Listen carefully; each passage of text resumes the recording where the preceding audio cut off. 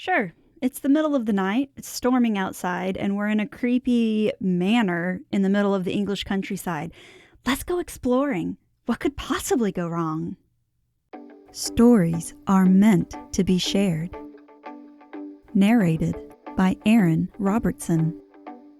Enjoy. Hey friends, well, in the last chapter, Mary and Dickon got to do a little more exploring in the garden, and she got to work with some of her tools, and things are going quite well. He even promised to keep her secret safe, and she got permission from Mr. Craven to use land. He doesn't exactly know which land, but at least she does have some permission. In this chapter, we're going back inside the manor, and Mary gets to unravel a few more secrets as to what's been going on around Misselthwaite Manor. So, enjoy. The Secret Garden by Frances Hodgson Burnett. Narrated by Erin Robertson. Chapter 13. I am Colin. Mary took the picture back to the house when she went to her supper, and she showed it to Martha. Said Martha with great pride.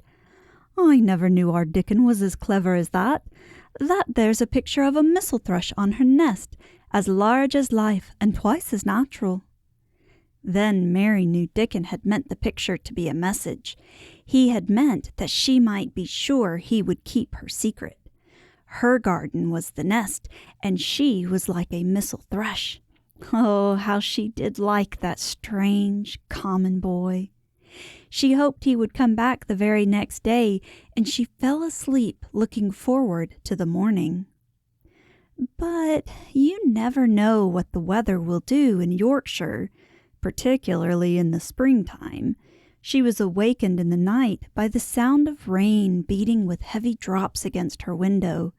It was pouring down in torrents, and the wind was wuthering round the corners and in the chimneys of the huge old house. Mary sat up in bed and felt miserable and angry. The rain is as contrary as I ever was, she said. It came because it knew I did not want it. She threw herself back on her pillow and buried her face. She did not cry, but she lay and hated the sound of the heavily beating rain. She hated the wind and its wuthering. She could not go to sleep again. The mournful sound kept her awake because she felt mournful herself. If she had felt happy, it would probably have lulled her to sleep. How it wuthered, and how the big raindrops poured down and beat against the pane. It sounds just like a person lost on the moor and wandering on, crying, she said. She had been lying awake, turning from side to side for about an hour, when suddenly something made her sit up in bed and turn her head toward the door, listening. She listened, and she listened.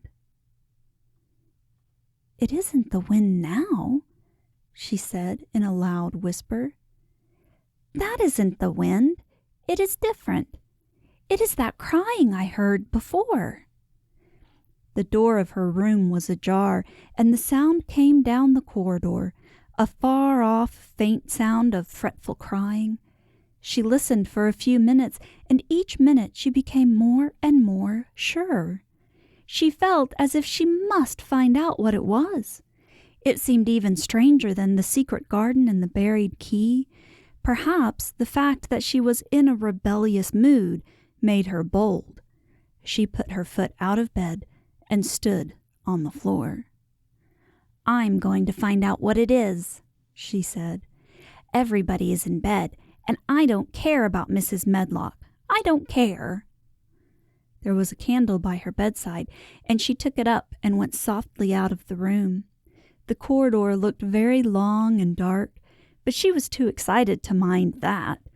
She thought she remembered the corners she must turn to find the short corridor with the door covered with tapestry, the one Mrs. Medlock had come through the day she lost herself.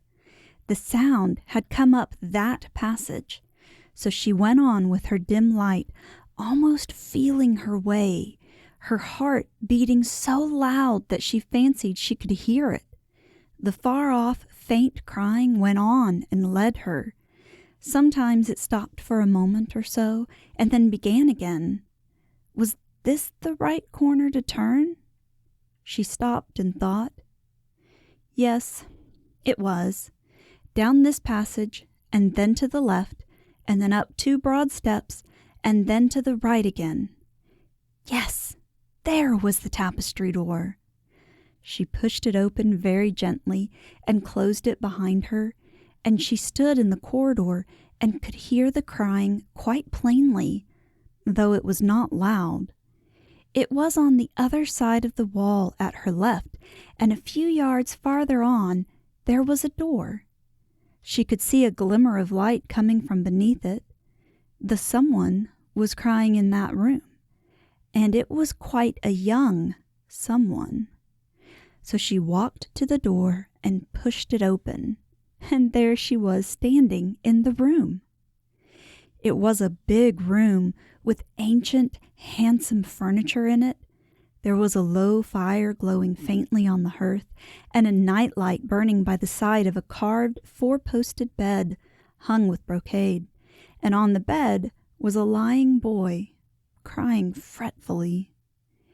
Mary wondered if she was in a real place, or if she had fallen asleep again and was dreaming without knowing it. The boy had a sharp, delicate face the color of ivory, and he seemed to have eyes too big for it.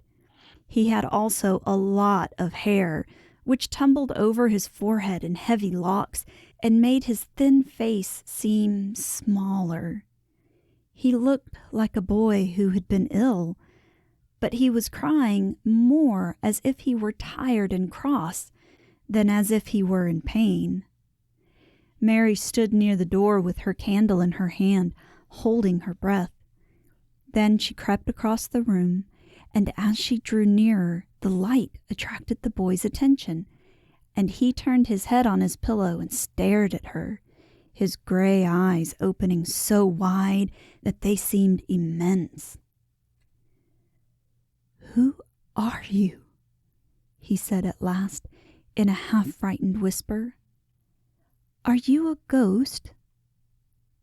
"No, I am not," Mary answered, her own whisper sounding half-frightened. "Are you one?" He stared and stared and stared. Mary could not help noticing what strange eyes he had. They were agate gray, and they looked too big for his face because they had black lashes all round them. "No," he replied after waiting a moment or so. "I am Colin." "Who is Colin?" she faltered. "I am Colin Craven. Who are you?" "I am Mary Lennox. Mr. Craven is my uncle." "He is my father," said the boy. "Your father?" gasped Mary. "No one ever told me he had a boy. Why didn't they?" "Come here," he said, still keeping his strange eyes fixed on her with an anxious expression. She came close to the bed, and he put out his hand and touched her. "You are real, aren't you?" he said. "I have such real dreams very often. You might be one of them." Mary had slipped on a woolen wrapper before she left her room, and she put a piece of it between his fingers. "Rub that, and see how thick and warm it is," she said. "I will pinch you a little if you like, to show you how real I am. For a minute, I thought you might be a dream too." "Where did you come from?" he asked. "From my own room. The wind weathered, so I couldn't go to sleep, and I heard someone crying and wanted to find out who it was. What were you crying for?" "Because I couldn't go to sleep either, and my head ached. Tell me your name again." "Mary Lennox. Did no one ever tell you I had come to live here?" He was still fingering the fold of her wrapper, but he began to look a little more as if he believed in her reality. "No," he answered, "they daren't."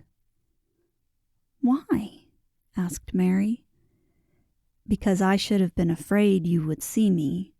I won't let people see me and talk me over." "Why?" Mary asked again, feeling more mystified every moment. "Because I am like this always, ill and having to lie down. My father won't let people talk me over either. The servants are not allowed to speak about me. If I live, I may be a hunchback. But I shan't live. My father hates to think I may be like him." "Oh, what a strange house this is," Mary said. "What a strange house. Everything is a kind of secret. Rooms are locked up, and gardens are locked up, and you? Have you been locked up?"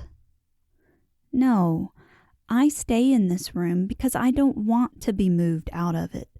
It tires me too much." "Does your father come and see you?" Mary ventured. "Sometimes, generally when I am asleep. He doesn't want to see me." "Why?" Mary could not help asking again. A sort of angry shadow passed over the boy's face. "My mother died when I was born, and it makes him wretched to look at me. He thinks I don't know, but I've heard people talking. He almost hates me." "He hates the garden because she died," said Mary, half speaking to herself. "What garden?" the boy asked. "Oh, just a garden she used to like," Mary stammered. "Have you been here always?" "Nearly always.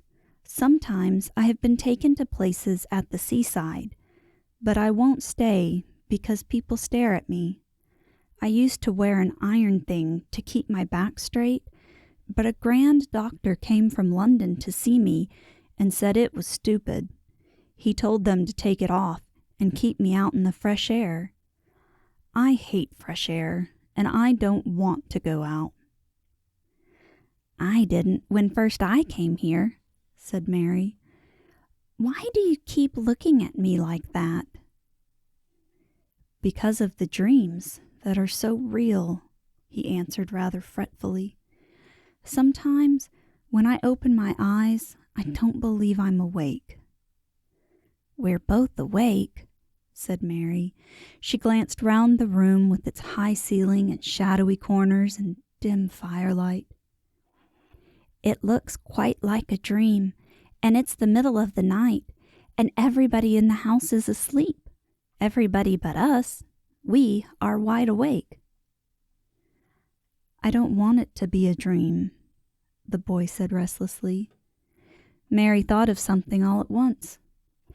"If you don't like people to see you," she began, "do you want me to go away?" He still held the fold of her wrapper, and he gave it a little pull. "No," he said, "I should be sure you were a dream if you went. If you are real, sit down on that big footstool and talk. I want to hear about you." Mary put down her candle on the table near the bed and sat down on the cushioned stool. She did not want to go away at all. She wanted to stay in the mysterious, hidden-away room and talk to the mysterious boy. "What do you want me to tell you?" she said. He wanted to know how long she'd been at Misselthwaite. He wanted to know which corridor her room was on. He wanted to know what she had been doing, if she disliked the moor as he disliked it, where she had lived before she came to Yorkshire. She answered all these questions and many more, and he lay back on his pillow and listened. He made her tell him a great deal about India and about her voyage across the ocean. She found out that because he had been an invalid, he had not learned things as other children had. One of his nurses had taught him to read when he was quite little, and he was always reading and looking at pictures and splendid books. Though his father rarely saw him when he was awake, he was given all sorts of wonderful things to amuse himself with. He never seemed to have been amused, however. He could have anything he asked for, and was never made to do anything he did not like to do. "Everyone is obliged to do what pleases me," he said indifferently. "It makes me ill to be angry. No one believes I shall live to grow up." He said it as if he was so accustomed to the idea that it had ceased to matter to him at all. He seemed to like the sound of Mary's voice. As she went on talking, he listened in a drowsy, interested way. Once or twice she wondered if he were not gradually falling into a doze, but at last he asked a question which opened up a new subject. "How old are you?" he asked. "I am 10, answered Mary, forgetting herself for the moment. "And so are you." "How do you know that?" he demanded in a surprised voice. "Because when you were born, the garden door was locked, and the key was buried, and it has been locked for 10 years. Colin half sat up, turning toward her, leaning on his elbows. "What garden door was locked? Who did it? Where was the key buried?" he exclaimed, as if he were suddenly very much interested. It was the garden Mr. Craven hates," said Mary nervously. "He locked the door. No one knew where he buried the key." "What sort of a garden is it?" Colin persisted eagerly. "No one has been allowed to go into it for 10 years, was Mary's careful answer. But it was too late to be careful. He was too much like herself. He, too, had had nothing to think about, and the idea of a hidden garden attracted him as it had attracted her. He asked question after question. Where was it? Had she never looked for the door? Had she never asked the gardeners? "They won't talk about it," said Mary. "I think they have been told not to answer questions." "I would make them," said Colin. "Could you?" Mary faltered, beginning to feel frightened. If he could make people answer questions, who knew what might happen? "Everyone is obliged to please me. I told you that," he said. "If I were to live, this place would sometime belong to me. They all know that. I would make them tell me." Mary had not known that she herself had been spoiled, but she could see quite plainly that this mysterious boy had been. He thought that the whole world belonged to him. How peculiar he was, and how coolly he spoke of not living. "Do you think you won't live?" she asked, partly because she was curious, and partly in hope of making him forget the garden. "I don't suppose I shall," he answered as indifferently as he had spoken before. "Ever since I remember anything, I have heard people say I shan't. At first they thought I was too little to understand, and now they think I don't hear. But I do. My doctor is my father's cousin. He is quite poor, and if I die he will have all Misselthwaite when my father is dead. I should think he wouldn't want me to live." "Do you want to live?" inquired Mary. "No," he answered in a cross, tired fashion. "But I don't want to die. When I feel ill, I lie here and think about it until I cry and cry." "I have heard you crying 3 times, Mary said, "but I did not know who it was. Were you crying about that?" She did so want him to forget the garden. "I dare say," he answered. "Let us talk about something else. Talk about that garden. Don't you want to see it?" "Yes," answered Mary in quite a low voice. "I do," he went on persistently. "I don't think I ever really wanted to see anything before, but I want to see that garden. I want the key dug up. I want the door unlocked. I would let them take me there in my chair. That would be getting fresh air. I am going to make them open the door." He had become quite excited, and his strange eyes began to shine like stars and looked more immense than ever.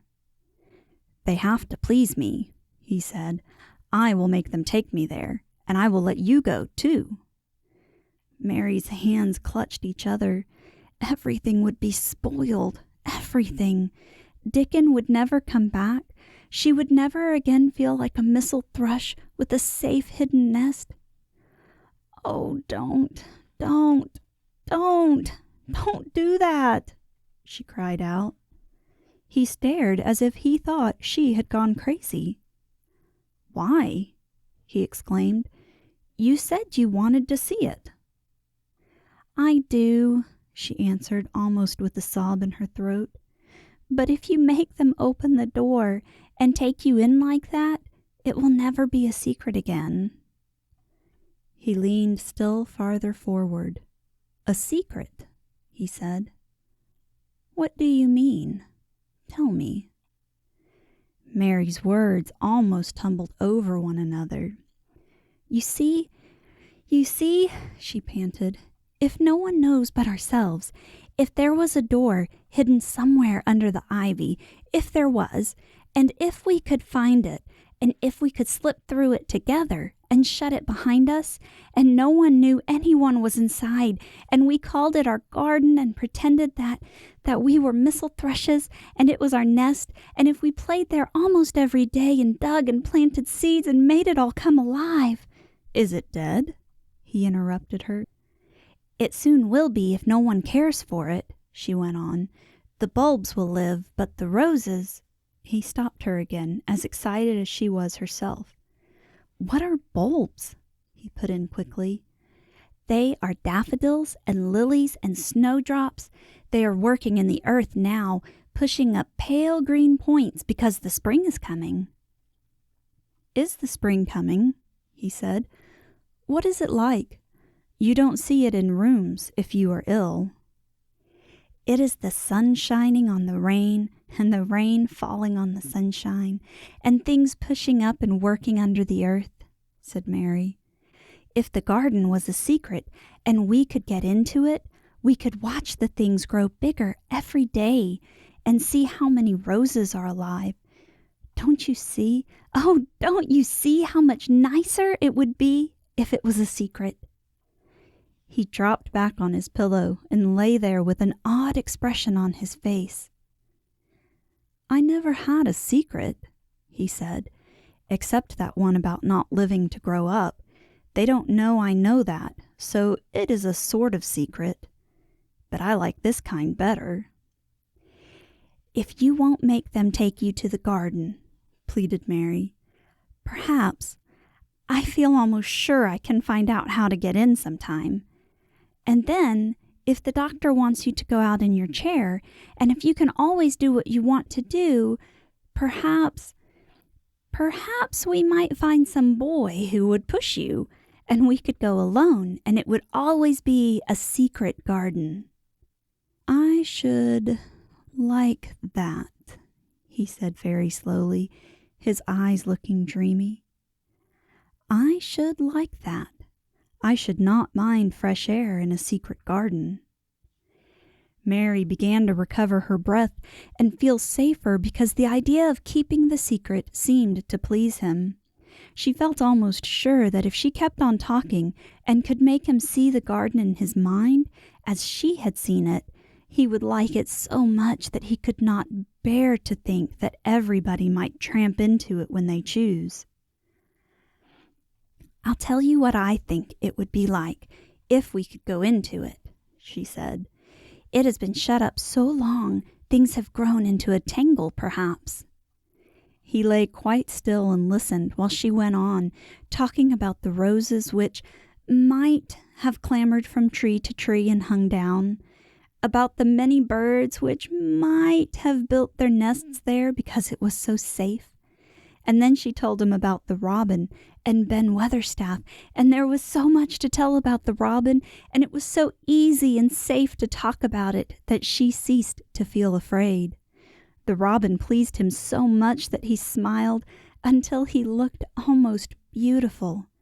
And at first, Mary had thought that he was even plainer than herself, with his big eyes and heavy locks of hair. "I did not know birds could be like that," he said. "But if you stay in a room, you never see things. What a lot of things you know! I feel as if you had been inside that garden." She did not know what to say, so she did not say anything. He, evidently, did not expect an answer, and the next moment he gave her a surprise. "I am going to let you look at something," he said. "Do you see that rose-colored silk curtain hanging on the wall over the mantelpiece?" Mary had not noticed it before, but she looked up and saw it. It was a curtain of soft silk hanging over what seemed to be some picture. "Yes," she answered. "There is a cord hanging from it," said Colin. "Go and pull it." Mary got up, much mystified, and found the cord. When she pulled it, the silk curtain ran back on rings, and when it ran back, it uncovered a picture. It was the picture of a girl with a laughing face. She had bright hair tied up with a blue ribbon, and her gay, lovely eyes were exactly like Colin's unhappy ones, agate gray, and looking twice as big as they really were because of the black lashes all round them. "She is my mother," said Colin complainingly. "I don't see why she died. Sometimes I hate her for doing it." "How strange," said Mary. "If she had lived, I believe I should not have been ill always," he grumbled. "I dare say I should have lived too, and my father would not have hated to look at me. I dare say I should have had a strong back. Draw the curtain again." Mary did as she was told, and returned to her footstool. "She is much prettier than you," she said, "but her eyes are just like yours. At least they are the same shape and color. Why is the curtain drawn over her?" He moved uncomfortably. "I made them do it," he said. "Sometimes I don't like to see her looking at me. She smiles too much when I'm ill and miserable. Besides, she is mine, and I don't want everyone to see her." There were a few moments of silence, and then Mary spoke. "What would Mrs. Medlock do if she found out that I had been here?" she inquired. "She would do as I told her to do," he answered, "and I should tell her that I wanted you to come here and talk to me every day. I am glad you came." "So am I," said Mary. "I will come as often as I can, but," she hesitated, "I shall have to look every day for the garden door." "Yes, you must," said Colin, "and you can tell me about it afterward." He lay thinking a few minutes as he had done before, and then he spoke again. "I think you shall be a secret too," he said. "I will not tell them until they find out. I can always send the nurse out of the room and say that I want to be by myself. Do you know Martha?" "Yes, I know her very well," said Mary. "She waits on me." He nodded his head toward the outer corridor. "She is the one who is asleep in the other room. The nurse went away yesterday to stay all night with her sister, and she always makes Martha attend to me when she wants to go out. Martha shall tell you when to come here." Then Mary understood Martha's troubled look when she had asked questions about the crying. Martha knew about you all the time? She said. Yes, she often tends me. The nurse likes to get away from me, and then Martha comes. I have been here a long time, said Mary. Shall I go away now? Your eyes look sleepy. I wish I could go to sleep before you leave me, he said rather shyly. Shut your eyes, said Mary, drawing her footstool closer, and I will do what my ayah used to do in India. I will pat your hand and stroke it and sing something quite low. I should like that, perhaps, he said drowsily.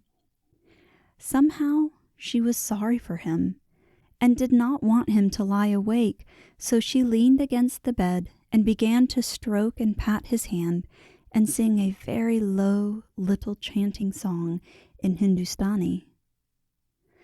That is nice, he said more drowsily still, and she went on chanting and stroking.